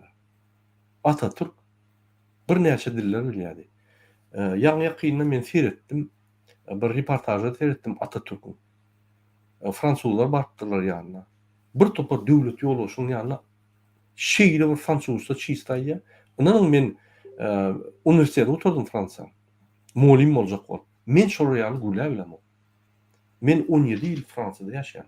Men şol ýaly gürläp bilemok. Bolmasa günne ýanky fransuz dilini öwrenýän. Gatarasa gaty çotka pikirlerini aýtdy. Şol ýaly akylly, intelligent adam ine näme döwlet bolup gitdi. Häzir hem şonu ýatlap ýörler. Niýazow hani? Ýatlayan mami? Maşennik. Hani? Ýok. Öz üçin ýaşady, öz üçin halk oýnatdy. Halk ona tanslar etdi, zat etdi. 10-15 000 dolardan berdi. Adamlar pikirler Niýazow öz pulundan berýär. Niýazowyň pulu barmy asly? Yetim adam. Özüne yetim diýip bir topar avantajlar alyp beren adam. Bizim tebii gaýlyklarymyň pullary ol. Hökümetiň pullary ol. Kazna goýman öz hususy şoňa goýup, şo pullar paýlanmaýar. Näçe olur 15 000 berýär de beýlekler beren ol. Şeýle bular tans edýärde Atajan, Türkmenbaşçan zat diýär. A beýlekler näme adam dämi? Ya olar ýallak bolmalymy? Türkmenistanyň baýlyklaryny deň paýlamak üçin olar näme? Ýallak bolmalymy? Elbetde ýok. Sebäbi bu ýürütürlüşdirip sistem urtulup otýar. Ine men şol hakkary size düşündirjek bolýar. Şoň üçin haçanna arkada kliçkaly bir haramlada elini şeýdip dursa, pikir etmeň. Ol sana salam berýär. Ol öňkü sistemany seredin. Men Lenin ýaly, men Brejnew ýaly, men Türkmenbaş ýaly adamdyryn. Men hökman, gorkmaly, sylaman diýip aýtdy bolýar. Şoň üçin. Inni biz çykyşymyzy dowam edeli. Ine soralar bar. Musa ine birinji soru. Öýde duz çöregiň bolmalygyna prezident günäkärmi ýa-da başga adam? Siz näme pikir edýäňiz? Şu soruly bizim YouTube kanalyna bir ay ýazýar. Gaty dogry, näme soru, kim günäkär? Bizim halkymız siyasi vakalar bilen gyzyklanmasa da iqtisady, sosial problemalara gyzyklanýar, ondan reaksiýa bildirýär. Gördük, çarjyda aktypan bolanda telefonlar kesdiler, ses çıkarmak döwlet hiç il kömek edilenok diýip halkın reaksiýasyny bildirip başlaýar. Diýmek halkda bir näme bolsa da jan bar, bir daşarky faktorlara, içerik faktorlara täsir edýär. Bunu gelip berýän soraga da duz çörek bolmasa kim günäkär? Döwletiň jogapkärçiligi şol her xil gatlaklarda, ýokarky gatlak, baý gatlak, pes hor gatlaklar var. son ýaly ýagdaý düşmez ýaly döwletiň üçin eder ýaly instrumentler bolmaly, dolandyrmaly. Döwlet näme jogap bermeli? Şol döwlet önümçile jogap bermeýärden döwlet dolandyrmany, ýani management etmeni jogapkär. Diýmek ekonomika işleni ok. Ekonomika işlemese döwletiň gönden gösköni günäs şondadyr. Aşak hor atlaklarda, pes atlaklarda adamlar çörek takmasa, çağasını ekläp bilmän Türkiýe gidýän bolsa, onda gösköni ýokarda oturan adamyň jogapkärçiligine günäsem sebäbi ata-enesi çağasyny Türkmenistanda bir ýerde watanda taşlap gidýän bolsa ullakan günä şol. Ullakan jenaýat. Gösköni şol prezident günäkär. Sebäbi Türkmenistanyň iň uly baýlygy adam, halkdyr. Adamlar şol çörek tapyp bilmän, da şeýle çykýan bolsa, taşlap gidýän bolsa öz çağasyny iň adamzadyň iň gymmat adam çağasydyr. Onu taşlap gidýän bolsa, şol ullakan jenaýat. Dogry. Yani döwletiň göskönü günäsi şol. Dogry. Döwletiň esas etmeli zady döwlet Türkmenistanyň içinde yksadyat, sosial we siyasi gatnaşyklaryň operatory we öňe alyp gidiji rol bar. Diýmek, şertler döretmeli. Adamlar Türkiýe gidip gazanmady ýaly. Türkmenistanyň içinde arqyn 30-45 saat hepde işlep gazanar ýaly. Galan wagtda maşgylasy bilen, dosýalar bilen geçirip ýaşar ýaly. Bir de häzir näme iş ýaşaýar? Biz dine işlemek üçin ýaşaýar. Ondan ýaşaýyş bolmaýar. Doğuldun, işledin, öldün. Ondan ýaşaýyş bolmaýar. Hiç zat öwrenmedik. Şu işde bir zat öwrensek öwrenýär, öňe durmuşy öwrenmedik. Şol bir iň erwetda sen doğulup öz etmeli borcuny etmeýän bul ýaly işläp bilýär. Ine ol bir gaty tragediýa. Ine başga bir soru bar. Yksadyýaty nädip galdyrmaly? Yksadyýaty çöküren adamlar onu galdyrmaklygy, olaryň galdyrmaklygyny garaşmak dogrymudyr diýip ine ýazýa biri.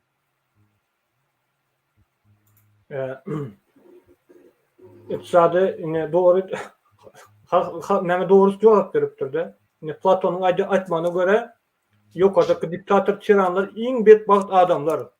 Ondan iň bedbaht adamlar seni bagyklydyr, seni baýadyr diýip garaşmak bir hil nähili infantilist diýilýär, çağılık mulka diýip pikir edýän. Erkinligin bermeýär sana, ol hemme ukybyny halky basyp ýatyrmany gönükdirýär. Hemme intellektual bar güýjüň efektini diňe halky basyp ýatyrmany düşman hökmünde seredýär. Şoň üçin bir ekonomikany galdyraýyn diýip onuň gözünde tutýan bolsa da ol 1000-nji 10.000-nji meselesini süýsündedir. Şoň üçin garaşmak ol çağılıpdyr. Dogry.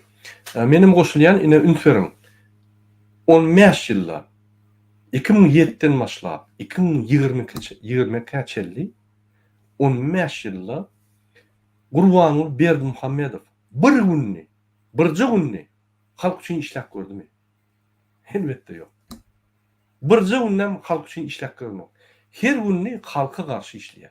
Näme şol saklap bol, näme kim opozisiýa näme diýär, onu galdyryn, onu ýatyryň, onu beýdim, muny baglan, muny edin, wiza geçirin, onu geçirin, ýollar ýapyň, hiç kime hiç zat bermän, ine bar edýän işi. Şoň üçin bir aýat şu zatlar. Şu rejimiň, ýa-ni Berdimuhammedow alyp barýan rejimini öwüp bolýan bolsa, biz öwürdik. O gurulýan zatlar ine gurup ýör, biz içinde ýaşap ýör. O gurulýan zatlar uly guran o. O bizim pulumyza gurulýar. O ýerde gurulmaly zatlar hakykatdan hem 5 etse köp bolmaly. Mysal üçin Aşgabat City gurýan Aşgabatda. Mara City, Çäjow City, Balkanowat City, Krasnolov City bir wada gurulmaly. Edilen o. Sebäbi 5 gedip bakatyňyzda pullany bolýar. Aşgabatda bir wagt edýärmi? Derrew şo awtonomna beýlik şäherlerde şo deňlikde galyp gitmeli eden oga. Ýöne şo pul sowya, şu 5 welaýatyň puluny diň Aşgabat sytyny galdyrmak üçin sowya 5 etse puluny alyp tapagyny ogurýar. Ine näme etdi? Ya täze gurulan jaýlary, oğlanlar ine gyýlar, enatalar jaň edip aýdýar. Murada jaý berýär, jaýyň bahasy 120 000-den 150 000 dolarlyk bahalar. Biz mecbur ýagdaýda ipoteka edip aldyrýarlar. Bizim hemme aýlymyz şoňa gidiýär, ýaşagan bilen o. Ondan janyş ýok. Men her wagt aýdýan, 800-den 3,5 000 dolar çerli orta bahaly aýlyk. Siz ipoteka üçin prosent tölemeler. O hökümet öýüni alma şo prosentlary. Siz aýma 200, 300, 400 dolar tölersiňiz ipoteka, galan pullar sizinki. Kwartirada ýaşan ýaly bolýar, ýöne jaý senki. Ýuwaş-ýuwaşdan gaýtarýar. Haçanla sen 200-300 dolar aýyňa töleseň, sen aýlyň 100-200 dolar bolsa, näme ýaşajakdy? O öz-özüň gabra soktugyň bolýar. Ine şoň üçin halkymyz kösenýär.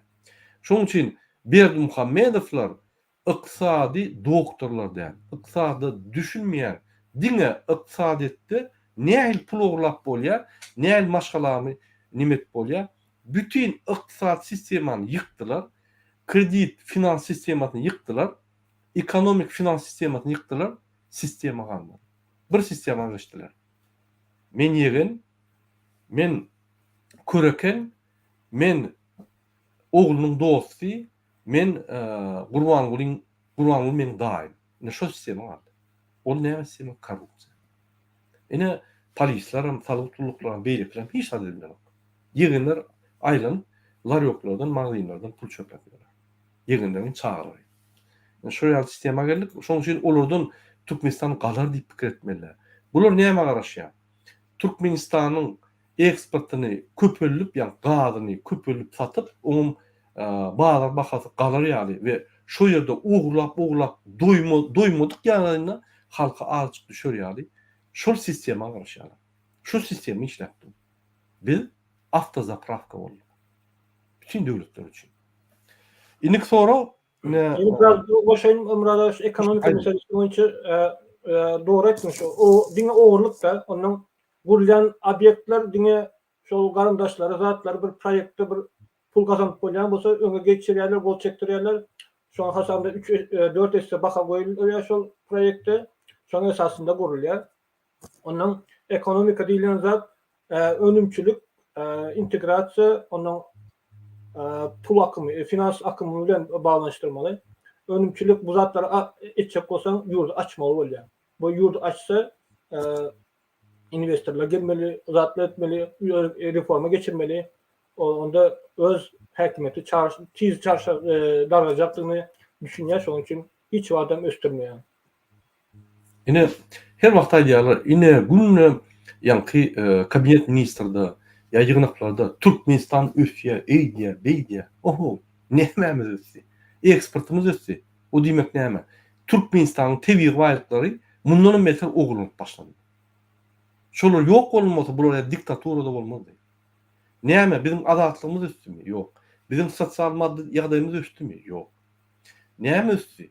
Türkmenistan günden ýapylyp gidýär. İnterneti 30 ýyldan beri ýapsak gelýärler. Hiç ösüş bolurmy internetde? Bütün dünýä san tehnologiýaga geçipdi.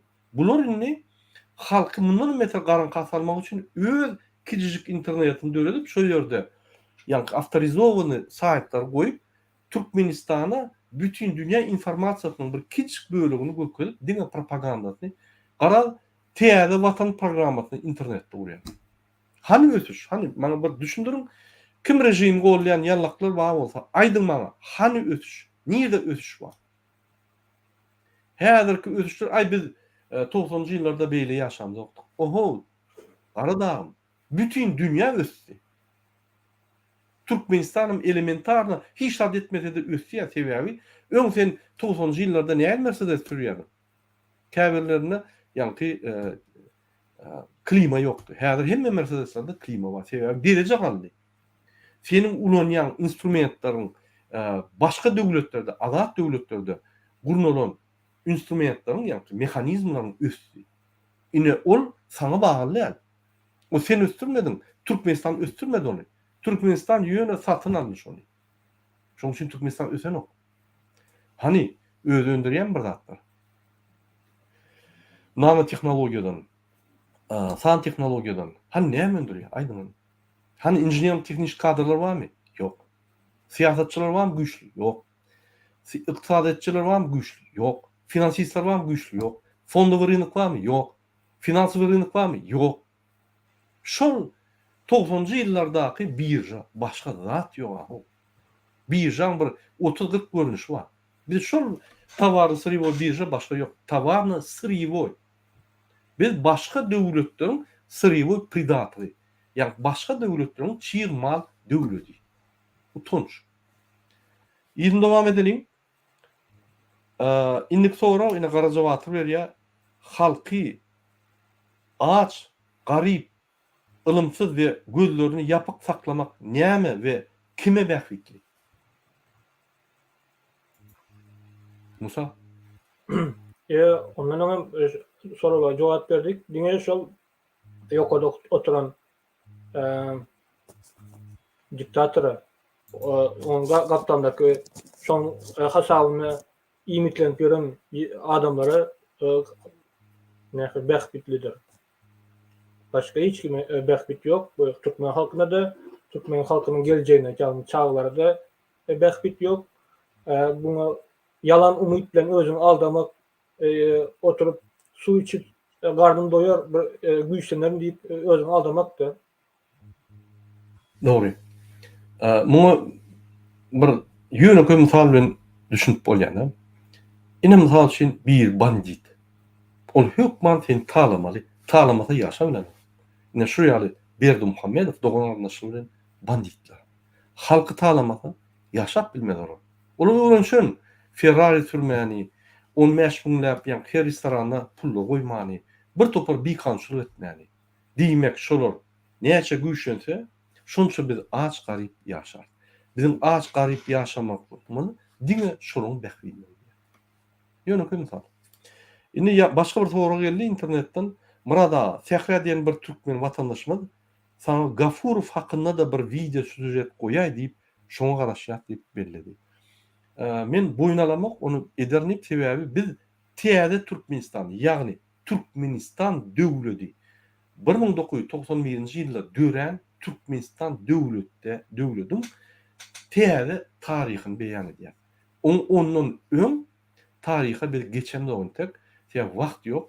Ýetişden men hökman beýan ederim. Gafurow men ýalňyşmasam 13-15 ýyla goly höküm sürdi Türkmenistanda. Men onan gurulmaryň ýetişden ýöne.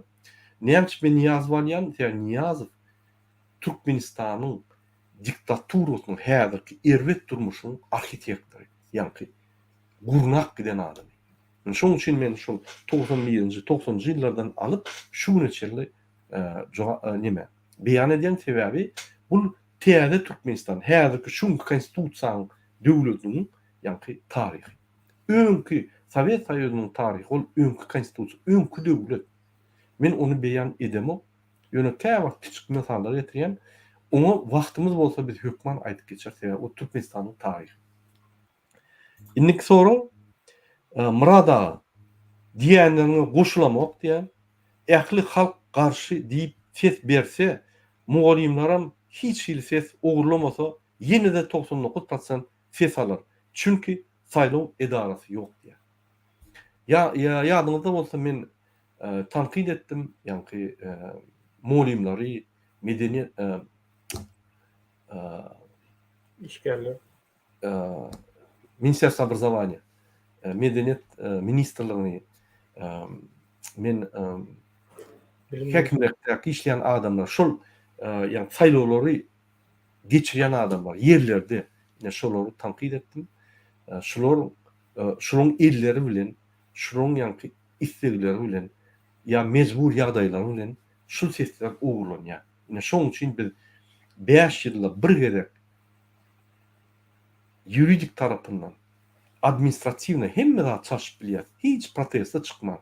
Şu mümkinçiligini bize beren oklu diýip men Şonu aýdyp geçdim boluy. Bizim bir watandaşymyz ýa Murada diýenlerine goşulamak, ähli halk karşı diýip ses berse de molimlaram hiç ýyly ogurlamasa da ýene 99% ýene bular ýa-ni ses berip pripiska edip göközürler diýe.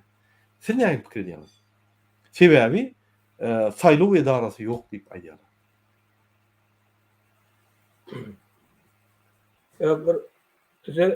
Söyledim, bir häkimede çalışmak, üstünde baş edilýän wagtynda, günden baş edilýän wagtynda ona karşı çıkmak uly iş. Uly iş başlamazdan kiçik işler etmeli. Yerlerde adalatly, kanuny berja etmeni, talap etmeni öwrenmeli. Eger biz şonu talap öwrenmesek, bu diktatör meselem ayrıldı, öldü, yitti. Onun oruna başka biri gelir. Yine devam eder. Eğer biz kiçicik işte bir mertligimizi görkezmesek, adalat talap etmesek, onda ulu işte gahrymançylyga garaşmak gerekler diýip aýdýan. Şoň üçin bir kiçicik işlerden başlamaly. Kiçicik diňe moğollarda däl, meselem statistler var, belki zatlar, işgärler var. Her kim bir kiçicik her näme zat galya. Şo bir ýa-da siýasat wakalar bolup geçen wakalardan görüňdeşlikden uzak uzak durýarlar. Kaçýarlar, kaýnsa gerekler diýip oturýarlar. Ondan bu sakko mentalitet ya birine kömek garaşmak ýa-da birini günahkerlemek, özünü günahkerlemeli adamlar. Eger şu paternalizm diýil ýa-da birine kömek garaşýarlar ýa-da birini günahkerleýärler. Her kim özüne jogapkarçylyk alyp yerinde öz doganlary bilen işinde siýasy wakalary görüňdeşlik geçirse, ondan hakykaty, ondan adalaty talap etseler, ondan soň häkimeti çalışmagyna uly işlerde gahrymançylyk garaşsa bolýar. Häzir meselem moğolları günahkerlemek gerek diýip pikir edýär. Mümkin dogry sizin diýenleriňiz. Ine bizim watandaşymyz şeýle diýär-de, saýlaw edarasy ýok. Ýani saýlawry kontrol eden edara ýokmy diýip düşünýär. Mümkin men ýalňyş düşünýärdim. Herdim, biz her bir zada ýene de kontrol bir organ açyp dursak, onda biz polisiýanyň üstüne kontrol organ, MHN'nin üstüne kontrol organ, kontrol organyň üstüne kontrol organ ýöne gurnak giderse bürokratiýa gider. Ine şu zatlar bolmaz ýaly. Beýleki azat döwletler öz ösüşine ýalňyşlyklar edip bir zada geldiler. Cemiyet üstünde. Halk ilat, komersant, turist olmalı, halk cemiyet olmalı. Yürüyüşte şeyde bir panyatya döredildi de, düşünce. Yine Avrupa'da. Пространство гражданского общества. Yani halk cemiyetinin yani müçveri. Yine bir halka serseler, Türkmenistan serseler, şoň halk cemiyetinin müçveri pes, 1%. Mesela için Avrupa serseler, halk cemiyetinin müçberi 80%. Yine şul tapawut köp zatlary berýär. Mysal üçin, saýlaw geçende eger cemiyet ösen bolsa, cemiyet gelip istenen adam saýlawry barlap bilýär. İstenen adam. Ya bir ýerde kanun bolsa, istenen adam baryp şonu aýdyp bilýär. Stop, polisiýa jaňyp çağıryp bilýär. Yine beýerde şeýle. Sen kanun bozmany näçe gorkýaň? Sen ine şuna garşy kanun bozanyňda başga bir daşdan görýärdi. Günün polisiýa jaňyňa gelip seni alyp gidýär. Sebäbi olaram polisler ýaly ýa olaram kanunçylar ýaly göz bolup durýar. Sebäbi polis Türkmenistanyň içinde ýa kanunlar goýan, hukuk goýan gurumlar 24 saat hem ýerde bir wagt bolmana mümkinçilik ýok olýar. Ine şoň üçin jemgyýetiň adamlary Ferediýa nirde kanunlar bozulsa jaňydy polisiýa gelinde şu ýerde kanunlar bozulýar, özüňiz selçireň de ýa derine geçiriň de şu kanunçylygy, adalatlygy öňe goýun diýip aýdylýar. Ine şunu jemgyýetiň ösen ýagdaýy bolýar. Ine şu saýlawlary eger molimler şeýdän bolsa, günü gelip video alyp YouTube goýup maskara eden bolsalar, bütün dünýä görerdi, ular gorkardy. Olardan talap eden adamlar gorkardy. Bizde ulu ýazat ýok. Bizde diktatordan beter iň bir zulüm hukuk gorayan gurum bolar. Siz üstünden gülmäň men diýen zatlaryna. Doğru düşünün. Diktator zulmündan iň uly zulüm hukuk gorayan gurum bolar. Emheme polis. Şular bizim halkymyzy diktator dinläp yerlerde zulümçilik akyp oturýar. Ne şular egerde ofitserleri, çesti, ıntaby hemme zat bolunmasa parahorlar bolmazdy, korrupsiýa da bolmazdy. Prokuratura, kadiyet, hukuken gurumları işleyen bolsa, realat bolmazdy. Olurum yatırıldy. Onun için de dine yallaklar, doğun arnaşlar yiyip başladı. Häzir öňkü gurulan, mysal üçin polisiýada düýpli, öňden işläp gelýän we öňkü sisteman ýanky, çest, insap, halka gulluk etmek, şuryaly manili düşünjeler saklap gelýän adamlar zyňyp olary derek garnaşlar gelip başlady ýanky. Berdimuhammedow. Olur bolsa, diňe şöyle korrupsiýaly pul gazanmany neme diýerler. Diýmek, egerde ykdysadyýatyň, syýasatyň hemme ýerine bular kommersantlar ýaly ip başlan bolsa, parazitler, mikroplar ýaly. Inni hukuklar goýan guruma girse boldy, dol ýatyrylýar. Paçalar geçer, yeni bir zada geçer, isten zadını ettiler.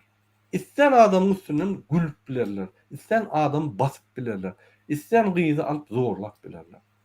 Yegenlerin öz hususi polisaları var, yolbaşı polisaları. Hususi emheme yolbaşıları var. Hususi kadiyetleri var, hususi prokuror işlerleri var. Bir yerde adamlar basanına can ediyor, onlar üyüşüp hemme zatlar yatırıp gidiyorlar. Bu misal. 18 ýaşly olan Mar welaýatyna Aýtjakka haýsy ogdy, kamaz üstünden basyp geçdi. Ýegenlerin kamazy. O oglundan diňe aýak galanlardy, ýa-ni injil gitdi. Jinayet çeken ýok, jezatyny alan ýok, hemme zat ýatyryldy. Ine şu zatlar biz öňden aýdyp gelýär. Şunu şoňa eltdiýär. Bespredelni Türkmenistan'ın içinde hiç adı seyretmeyen hüküm sürmeyen. Yöne daşınına abloşko Türkmenistan konstitusyası var, bir halkı var, bir devlet deyip. Yani abloşko uyarlar da hakikaten içinde dine söz yani haklar bilen hem de yatırıp kanunları seyretmeyen biz prezidentin içinde yani. Yine şunu biz istememiz o. Yine şu bolup dur. Şunu adamlar düşünmeli. Men yürüytü iň Türkmenistan'da zulümçülük gurumasy, hukuk gorayan gurumu. Şolar ýüzlenýär. Başyňyzy aýlan, o Türkmenistan dagatdyňyz siz. Hawosy eltmejek bolup, külünü çykardyňyz Türkmenistan halkyny. Inanyň siziň gorayan zadyňyz ýok. Siz diňe rejimini goraýarsyňyz. Aç halka may berin. Halk aýdyp başlar, ýa-ni ýolbaşylar gorkup başlar we halka hyzmat etmeli ekenini, yani kanunlaşar hemme da.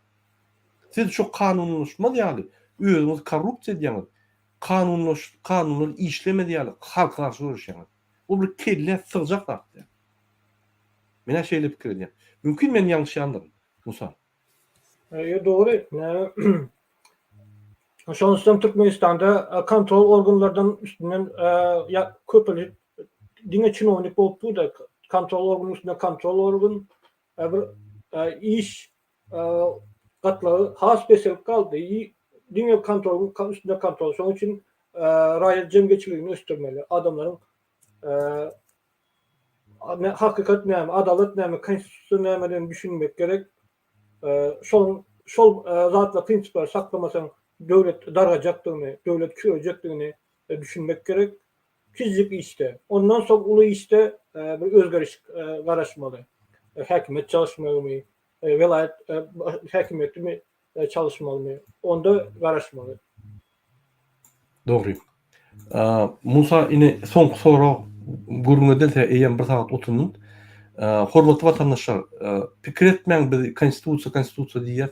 Konstitusiýa hakyny günni gurulma etmeli. Diňe bizde size. Onda konstitusiýa işler. Egerde biz ýöne aýdyp geçsek, ýa-ni ýöne şeýle. Barnyş diýip geçsek, Ona sen durmuşyňyň barmyş diýip bolar. Şoň üçin konstitusiýa ýapyşmaly. Haklaryny goramaly, nägeliklerini bildirmeli, sen dolu hakyň bar. Nägeliklerini argumentirowna bolmaly, ýa-ni şu ýerde kanunlar işlenip, şonu işletmeli. Ine şonuň halkyň borjy. Biz sizi öz konstitusiýon borjuňyza çağırýar. Haçan siz konstitusiýon borjuňyzy eden ýagdaýyňyzda konstitusiýon haklar emele gelýär. Şu borçlaryňyzy etmesen konstitusiýon haklary ýok. Ine bizim soňky video 177-nji videomuzda bir ýerde komentariýa.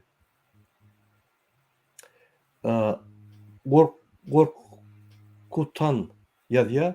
Agam, adamlar utanç haýa-da ýok. Ol kartoşka çökünýänler bir ministrler ýaly häkimetlerde utanç we namys diýilýän zat ýok diýerler.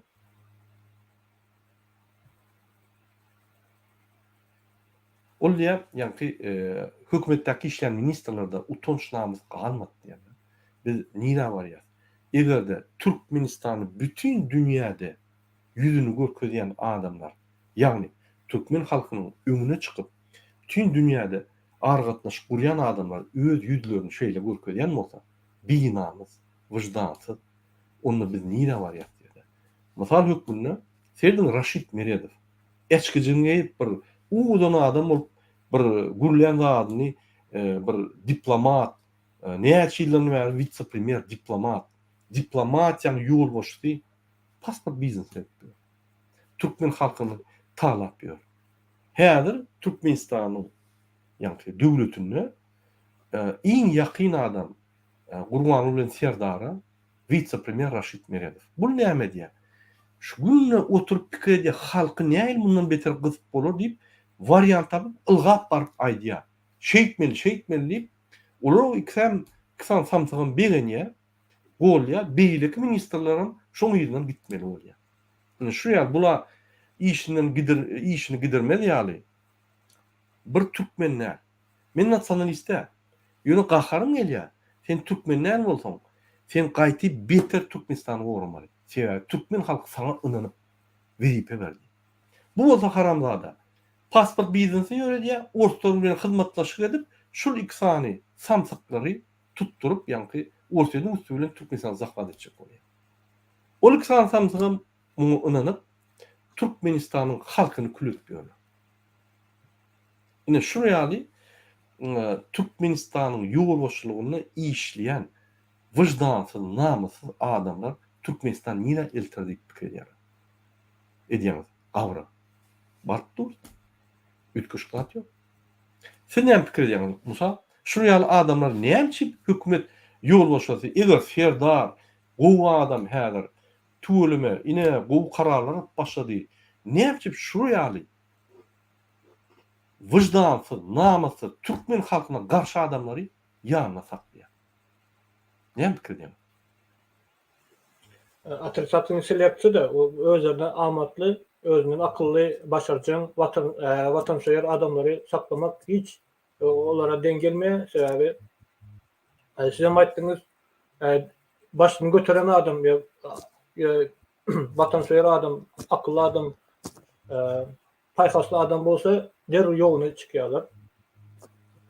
Yani ben şu ekenin başında ayttım da bir hadis var. Siz nähili bolsaňyz ýok odaklarym şoň ýaly diýip. Halk nähili bolsa da şoň ýaly. Eger siz kiçik kartoşka çokunýan adama indi berendirler 2-5 hektar näme yer berendirler. Bolmasa en kartoşka ekmäne arendan bolmaz diýip, o da bolýar diýip şondan 100 döndürüp bilmän kartoşka çokunýan görkezýär da näme efirlerde bar. Ol näme 100 döndürüp bilmeýän. Siz näme diýjek ýokarda oturan adamy 10 100 000 dolarlyk näme peşkeş berseler, zatka berseler. Olar elbetde 100 döndürüp bilmez. Siz toparlayın, hakkady, adalaty talap edip şoň ýaly para peşkeşden 100 döndürseniz, haram para peşkeşden 100 döndürseniz adamlar yoş-yoşdan ütkep ýokardaklar mı ütkep? Şoň üçin ýokardaklar özüňi düzeltmän ýokardaklardan bir talap etmek diň gelmeýär. Bizim halkymyzyň arasynda bir şeýle kesel bar da, bir başga birinden görýärler, wyjdanslyk, bu keselçilik bol. Ýöne Allah Taala'dan Allah Taala dert berse dermanyny berýär.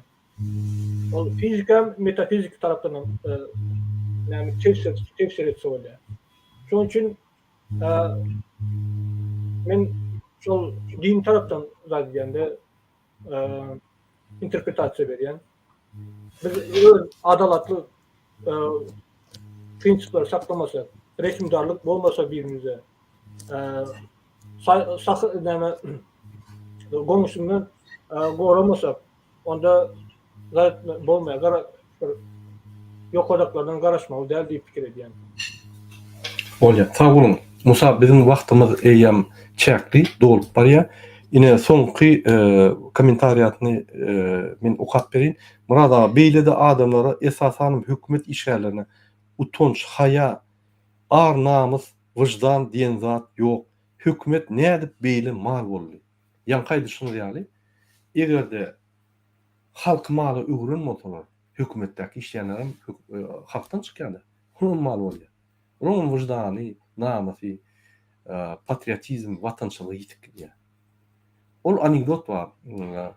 Öň diýilýärdi, kim Zaporoj türýän bolsa, bir maskarçylyk ýaly diýilýärdi. Ýöne men bir ýoldaşym bardy, Zaporoj bardy. Özem Bazarkom, Kırgızstanda. Şo diýärdi, 5 минут позора, зато ты быстро добираешься на работу. Все тебе уступают yolda. Şo diýärdi, hökümetdäki işleýänler 5 minut pozor bolýarlar, ýani karandaň ýanynda. Eline uşap, ayagyna uşap, ýöne korrupsiýa edip baktly ýaşarlar. Baktly ýanym ýani bigepeçilik edip, korrupsiýa edip, 3-nji, 5-nji aýal saklap, hedil edip ýörler. Ýöne 5 minut pozoryny çekýärler şo. Ýene şu ýaly jemgyýet bolmaz ýaly. Biz halk düzelt bilýär. Prezident düzelt bilmeýär, minister düzelt bilmeýär. Gurbanyňly düzelt bilmeýär, serdar düzelt bilmeýär. Biz halk düzelt bilýär. Ine biz şoň üçin size çykyşlarymyzda jikme-jik detalla aýdyp dursaňlar we biz size ynanýas. Siz bizim bilen ösörsiňiz, jemgyýet biliminiň uly bolar we öz haklaryňyzy hiç ýerde gidermersiňiz. Şu dünýäň istenip dokunyny. Diňe Türkmenistanda. Şunun bilen biz öz efirimizi torýas. Sizden uly haýyş bar hemmäňizden. Bize türkmen jurnalistler gerek. Bize montajyk gerek. Bize aktivistler gerek. Bize türkmen grajdanlar gerek. Kim çalışma isleýän bolsa we çalk isleýän bolsa bizim hatarymyza goşulyp, bize goşulyp, bizim bilen işler alyp barmana ýa-ki mümkinçilik bar, goşulun. Bizim videolarımızı paylaşın. Bizim diýen zatlarymyz gaty wajyp halk üçin. Sebäbi biz derňek geçýär köp zatlary. Şonu kesip audiosyny aýratyn, videosyny aýratyn, Türkmenistanyň hemme künjüne ýaýratyn. Onu bizim halkymyzyň düşünjesi diňrek bol. Haçanda biz Türkmenistana baranmyzy bilen halk bollar. Eýýän bilýär. Bizim aýtjak zadymyz, bizim etjek zadymyz. Hormatly watandaşlar, şunun bilen biz efirimizi utarýas. Bizi izarlap, bizi dinläp, bizi tanqid edip bilýänimize köp taňa ýakasyn. Hiç zatdan gorkmalar. Türkmen halky mertdir. Türkmenistanlılar her wagt özüni gorandyr. Bir topar zulümleri ýeňip geçendir. Bolmasa döwlet gurup bilmezdik. Häzirem şu zulmam ýeňip geçer. Musa, sag bol diýseňiz, ine häzir wagty geldi. Vatandaşlar minnettar efire çağırmamız için, vatandaşlara da soru veren için sağ olun vatandaşlar. Mert bolun, harekete geçin, öz geleceğinizi özünüz kurun. Sağ olun.